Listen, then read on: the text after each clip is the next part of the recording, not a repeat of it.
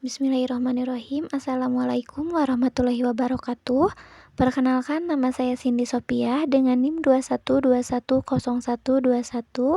dari kelas B2 Non-Reguler Pendidikan Bahasa dan Sastra Indonesia IKIP Siliwangi. Di sini saya akan membacakan sebuah cerpen legenda yang berjudul Asal-Usul Danau Toba. Selamat mendengarkan. Asal-Usul Danau Toba by Balkis Kirani. Di sebuah desa di wilayah Sumatera, hidup seorang petani. Ia seorang petani yang rajin bekerja. Walaupun lahan pertaniannya tidak luas, ia bisa mencukupi kebutuhannya dari hasil kerjanya yang tidak kenal lelah. Sebenarnya usianya sudah cukup untuk menikah, tetapi ia tetap memilih hidup sendirian. Di suatu pagi hari yang cerah, petani itu memancing ikan di sungai. Ia berkata, "Mudah-mudahan hari ini aku mendapat ikan yang besar," gumam petani tersebut dalam hati. Beberapa saat setelah kailnya dilempar, kailnya terlihat bergoyang-goyang. Ia segera menarik kailnya. Petani itu bersorak kegirangan setelah mendapat seekor ikan cukup besar. Ia takjub melihat warna sisik ikan yang indah. Sisik ikan itu berwarna kuning emas kemerah-merahan. Kedua matanya bulat dan menonjol memancarkan kilatan yang menakjubkan. "Tunggu, aku jangan dimakan. Aku akan bersedia menemanimu jika kau tidak jadi memakanku." Petani tersebut terkejut mendengar suara dari ikan itu. Karena keterkejutannya, ikan yang ditangkap terjatuh ke tanah. Kemudian tidak berapa lama ikan itu berubah wujud menjadi seorang putri gadis yang cantik jelita. "Bermimpikah aku?" gumam petani. "Jangan takut, Pak. Aku juga manusia seperti engkau. Aku sangat berhutang budi padamu karena telah menyelamatku dari kutukan dewa," kata gadis itu. "Namaku Putri. Aku tidak keberatan untuk menjadi istrimu," kata gadis itu seolah mendesak. Petani itu pun mengangguk, maka jadilah mereka sebagai suami istri.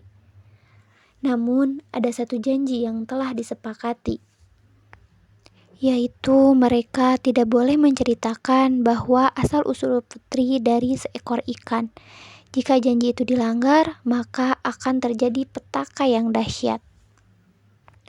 Setelah mereka sampai di desa, gemparlah penduduk desa melihat gadis cantik jelita bersama petani tersebut. "Dia mungkin bidadari yang turun dari langit," gumam mereka. Petani merasa sangat bahagia dan tentram. Sebagai suami yang baik, ia terus bekerja untuk mencari nafkah dengan mengolah sawah dan ladangnya dengan tekun dan ulet. Karena ketekunan dan keuletannya, petani itu hidup tanpa kekurangan dalam hidupnya. Banyak orang iri dan mereka menyebarkan sangkaan buruk yang dapat menjatuhkan keberhasilan usaha petani. "Aku tahu, petani itu pasti memelihara makhluk halus," kata seseorang kepada temannya. Hal itu sampai ke telinga petani dan putri. Namun mereka tidak merasa tersinggung, bahkan semakin rajin bekerja. Setahun kemudian, kebahagiaan petani dan istri bertambah karena istri petani melahirkan seorang bayi laki-laki. Ia diberi nama Putra. Kebahagiaan mereka tidak membuat mereka lupa diri. Putra tumbuh menjadi seorang anak yang sehat dan kuat. Ia menjadi anak manis tetapi agak nakal. Ia mempunyai satu kebiasaan yang buat heran kedua orang tuanya, yaitu selalu merasa lapar. Makanan yang seharusnya dimakan bertiga dapat dimakannya sendiri. Lama-kelamaan, Putra selalu membuat jengkel ayahnya. Jika disuruh membantu pekerjaan orang tua, ia selalu menolak. Istri petani selalu mengingatkan petani agar bersabar atas ulah anak mereka.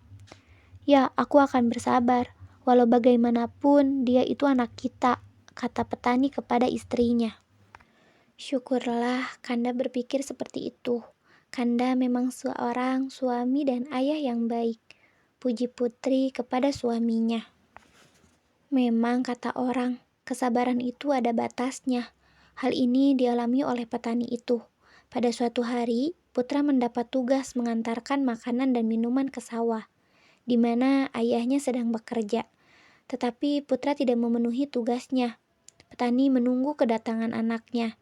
Sambil menahan haus dan lapar, ia langsung pulang ke rumah. Dilihatnya putra sedang bermain bola. Petani sangat marah sambil menjewer kuping anaknya.